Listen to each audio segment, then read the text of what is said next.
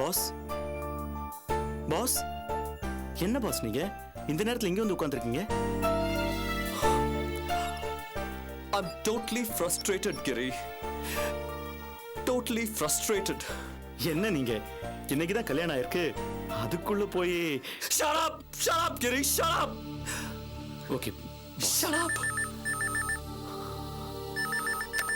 Hello, Sharif பேசுறேன். Sharif sir சொல்லுங்க. சாருக்கு வாழ்த்து சொல்றேன்.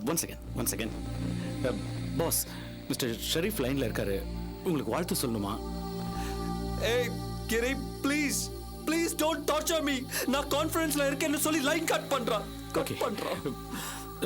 ஷெரீஃப் சார் சொல்லுங்க. பாஸ் கான்ஃபரன்ஸ்ல இருக்காரு. நான் ஃபோன் பண்ண கண்டிப்பா சொல்றேன். கண்டிப்பா சொல்றேன். Okay. தேங்க்யூ.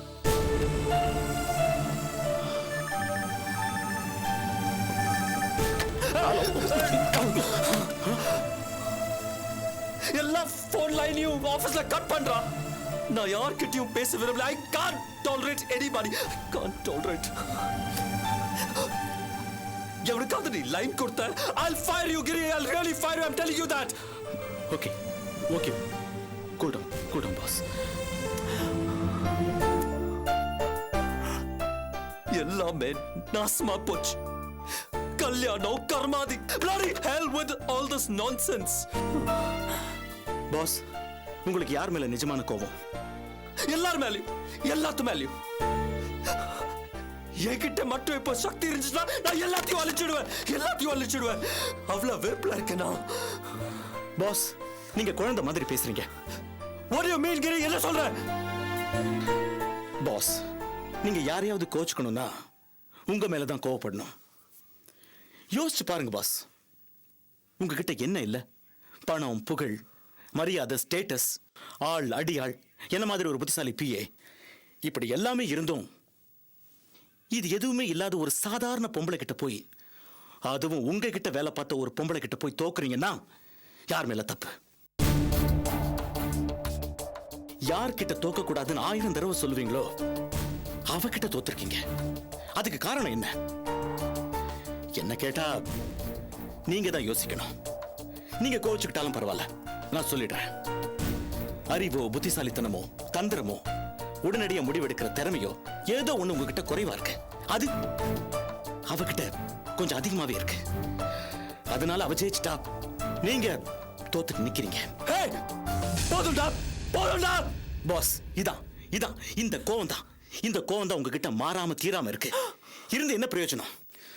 தோக்க கூடாதவ கிட்ட தோத்துட்டு பிடிக்காதவ கழுத்துல தாலி கட்டிட்டீங்க. தப்பா நினைச்சுக்காதீங்க. உங்களை நினைச்சா எனக்கே வெக்கமா இருக்கு. Stop it, Giri! இது பாரு, என் கோவத்தை கிளறாத. இது வேணும் பாஸ்.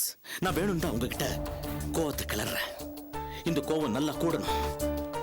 உங்களுக்கு இந்த கோவத்தினால வெறி முழுசா வரணும். அப்பதான் அந்த அபியை ஜெயிக்கிறதுக்கான சக்தி, தந்திரம், புத்திசாலித்தனம் ஏதோ ஒண்ணு உங்ககிட்ட குறையுதுன்னு சொன்னால அது டெவலப் ஆகும். அப்புறம் நீங்க அடிக்கடி அபியை டெஸ்ட்ராய் பண்ணுவேன்னு சொல்லுவீங்கல்ல, உண்மையிலேயே நீங்க அவளை டெஸ்ட்ராய் பண்ண போறீங்க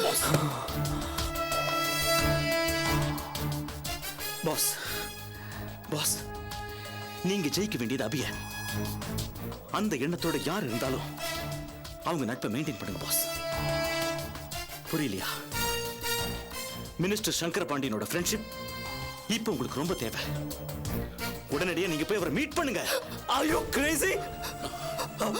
அவர்கிட்ட நான் போய் எப்படி? பாஸ், என்ன தப்பு இருக்கு பாஸ்?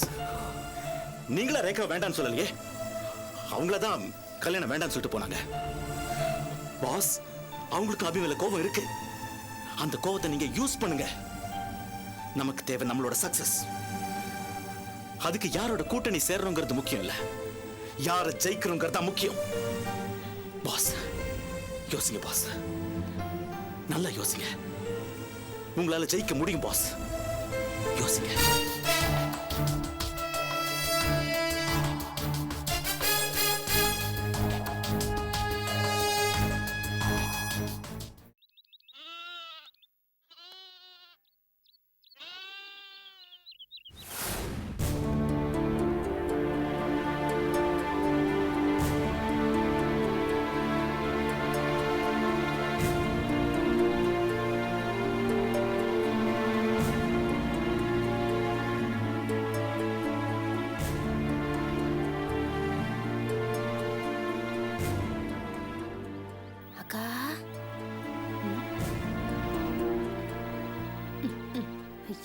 பகவான் வேற படுத்துட்டு இருக்காரு.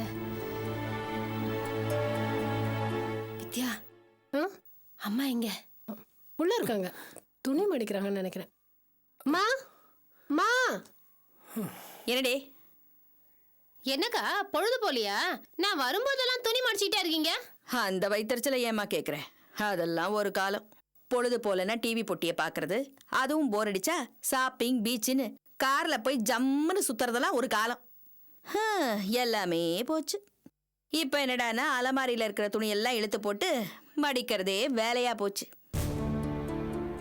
ஆமா, நான் கேட்டது என்னாச்சு? கேட்காதவங்க கேட்டீங்க, கொண்டு வந்து கொடுக்காம இருக்க முடியுமா? என்ன பண்றது, எப்படி இருந்த குடும்பம் அது இப்ப கண்டவ கிட்ட எல்லாம் கையேந்திர மாதிரி ஆயிடுச்சு. எடுக்கிறது பிச்சை, இதுல திமிர் வேறையா? இரு இரு, நீங்க தானக்கா செலவுக்கு காசு இல்ல, ஒரு 1000 ரூபாய் இருந்தா கொடுன்னு கேட்டீங்க. அதான் கொடுத்துட்டு போலான்னு வந்தேன். இந்தாங்கா. குடு குடு குடு. ரொம்ப சந்தோஷம். வரேன்க்கா. போயிட்டு வா, போயிட்டு வா. அக்கா மாமாட்ட சொல்லிடுங்க. நான் சொல்ல, நீ போயிட்டு வா. மாமா மாமா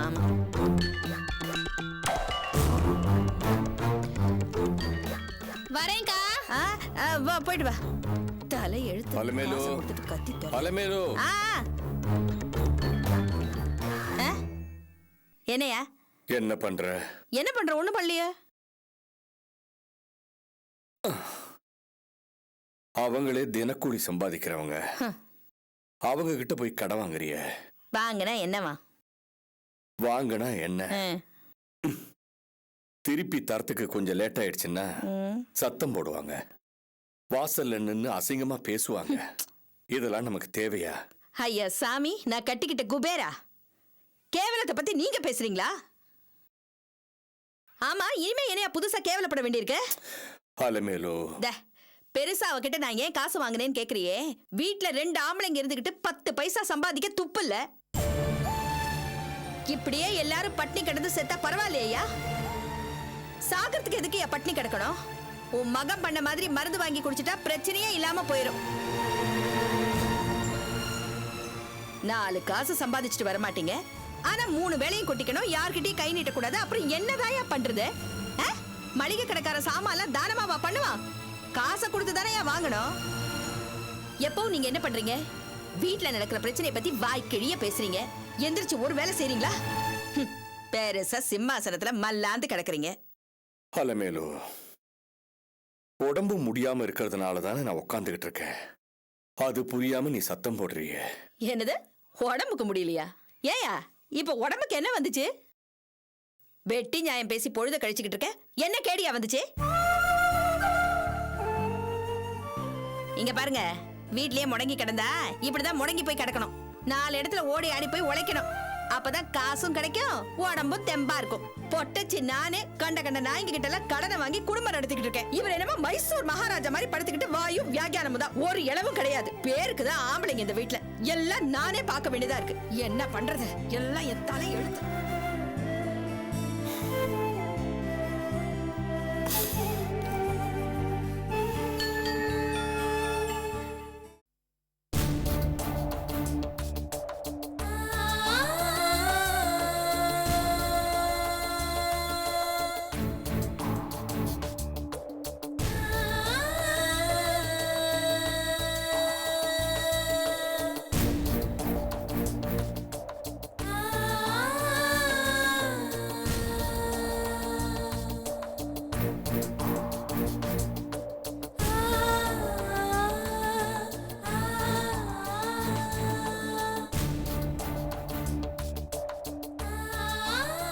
விடுமா ரேகா, விடு. ரொம்ப அப்செட் ஆகாத. நீ இந்த மாதிரி இருந்து நான் பார்த்ததே இல்லம்மா. நாட்டுல ஆதியோட பிரமாதமான மாப்பிள்ளைங்களை வரிசை கட்டி முன்னால் நிக்க வைக்க என்னால முடியும். ஏதோ நீ அந்த ஆதி மேல ஆசைப்பட்டேங்கிறதுக்காக உன் விருப்பத்துக்கு நான் சம்மதிச்சேன். தலைவர் கூட கேட்டாரு, உன் பொண்ணுக்கு அப்பாவா இருக்க போறியா, தொடர்ந்து அமைச்சரை நீடிக்க போறியான்னு. நான் என்ன சொல்லலாம் நினைச்சேன் தெரியுமா? என் பொண்ணோட வாழ்க்கை தான் முக்கியம்னு சொல்லலாம் நினைச்சேன். அதுக்குள்ள நீ முந்திக்கிட்ட, ஈஸியா எடுத்துக்கிட்ட. அதனால ஆதி அந்த உஷாவுக்கு விட்டு தர வேண்டியதா போயிடுச்சு. எல்லாத்துக்கும் மேல பிராப்தம்னு ஒண்ணு இருக்குமா. நடந்ததெல்லாம் நல்லதுக்கேன்னு நினைச்சு மனசை தேதிக்குமா.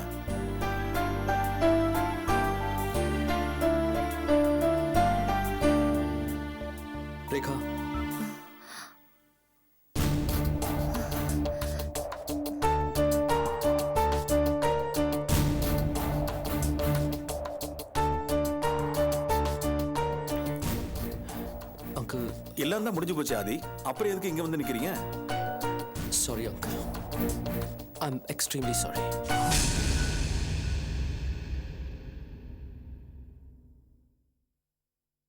ரேகா, உன்னை பார்த்து பேசலாம் தான் நான் இங்க வந்தேன்.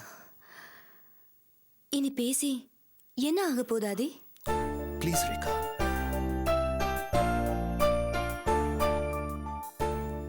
அங்கிள் ப்ளீஸ், உங்க முன்னாடி தானே எல்லாமே நடந்தது. நடந்ததுல என்னோட தப்புன்னு ஏதாவது இருக்கா? அந்த அப்பியும் ஷாம் பத்திரிக்கை பலம், மீடியா பலத்தை வச்சு ஜெயிச்சிட்டாங்க. கடைசியில 4ல தோத்து போயிட்ட. தோத்தது நீங்க மட்டும் இல்ல அங்கிள், நானும் தான். நான், நீங்க, ரேகா எல்லாருமே தோத்துட்டோம். நினைக்க நினைக்க எனக்கு கொதிக்குது அங்கிள். நான் அவளுக்குல சும்மா விட போறது இல்ல, அடியோட அழிச்சிடுவேன். அது ஒண்ணுதான் என் வேலை.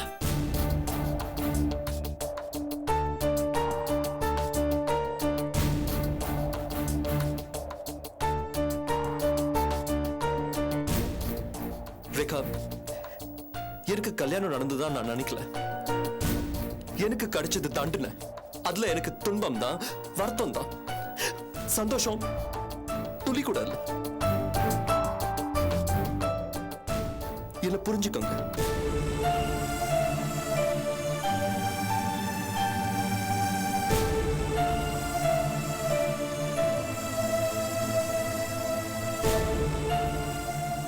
சரி ஆதி, விடுங்க. எல்லா கன்றாவையும் என் கண்ணு முன்னால தான் நடந்தது. என்ன பண்றது?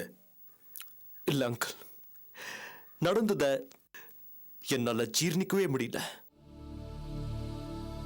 எல்லாத்துக்கும் காரணம் அந்த அப்பி. அவளை அழிச்சாகணும். அப்பதான் என் மனசு நிம்மதியா இருக்கும். இப்ப அவ உங்களுக்கு மட்டும் விரோதி இல்ல, எனக்கும் எதிரிதான். அவளை எங்கிட்ட விடுங்க. அவளை நான் மூட்டை பூச்சி நசுக்கிற மாதிரி நசுக்கிடுறேன். நோ அங்கிள், அப்படி வேணாம். அப்படி அழிக்கிறதுனா நான் எப்பவோ அவளை சுட்டு தள்ளிருப்பேன். ஆனா அவ அவளை ஈஸியா சாகிறதுக்கு நான் விட மாட்டேன். என்ன அவ பல முறை அசிங்கப்படுத்திருக்கா. சோ அவளை நான் தொழில் ரீதியா தோக்கடிச்சு கீழே இறக்கி தரையோட தரையா ஒண்ணு இல்லாம ஜீரோ ஆக்கி என் காலடியில் அவளை விழ வைக்கணும். மதிப்பு, மரியாதை, ஈகோ எல்லாத்தையும் இழந்து அவன் என் காலை பிடிச்சு கெஞ்சணும். அதுக்காக தான் நான் காத்துக்கிட்டு இருக்கேன்.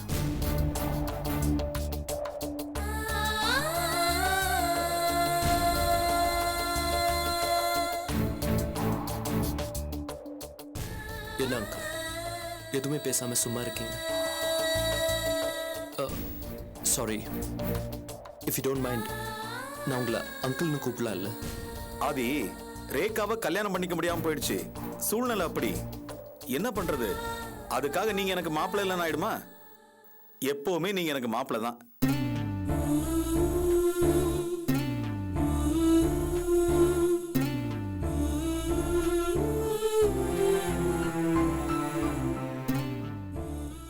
அங்கிள், நீங்க சொல்றது கேட்க ரொம்ப சந்தோஷமா இருக்கு. ஆனா ரேகா எதுவுமே பேசலையே.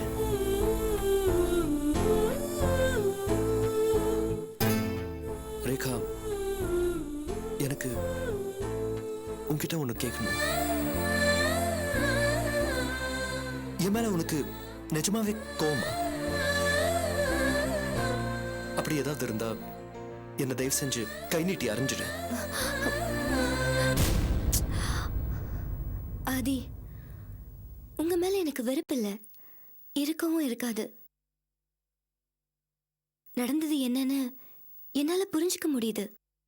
உங்க சூழ்நிலை, எங்க சூழ்நிலை எல்லாமே தெளிவா புரியுது. ஆனா என்னால அதை ஏத்துக்க முடியல. கசப்பு மருந்து தொண்டையில நிக்கிற மாதிரி இருக்கு. அத கஷ்டப்பட்டு முழுங்கறதுக்கு முயற்சி பண்ணிட்டு இருக்கேன். ஏன் நிலைமையும் அதான் ரேகா. உன் மனசுல இருக்கிற அதே உணர்வு, அதே வேதனை, அதே கசப்பு என் மனசுலயும் இருக்கு ரேகா. ஆனா ரேகா எனக்கு என்ன பண்றதுன்னு எதுவுமே புரியல ரேகா.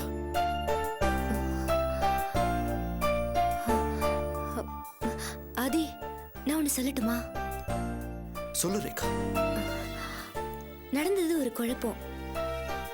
இதை இனிமே காலம்தான் தெளிவாக்கணும். ஆனா எனக்கு உங்க மேலயோ உங்களுக்கு என் மேலயோ எந்த விருப்பம் கிடையாது. சோ நம்ம ஒரேடியா ஒருத்தர் ஒருத்தர் விட்டு ஒதுங்கிடணுங்கிற அவசியம் இல்லையே. என்ன சொல்ல வர ரேகா? ஆதி, நாம லைஃப் பார்ட்னர்ஸ் ஆகிறது தான் நடக்கல. நாம ஏன் பிசினஸ்ல பார்ட்னர்ஸா இருக்க கூடாது? நம்ம ஃப்ரெண்ட்ஷிப்பையும் தொடரக்கூடாது? Sure, Rekha. That's a great idea. It's my pleasure. மத்தது எல்லாம் தற்போதைக்கு மறந்துடலாம். பிசினஸ்லயும் ஃப்ரெண்ட்ஷிப்லயும் நம்ம சேர்ந்து இருக்கலாம். ஓகே?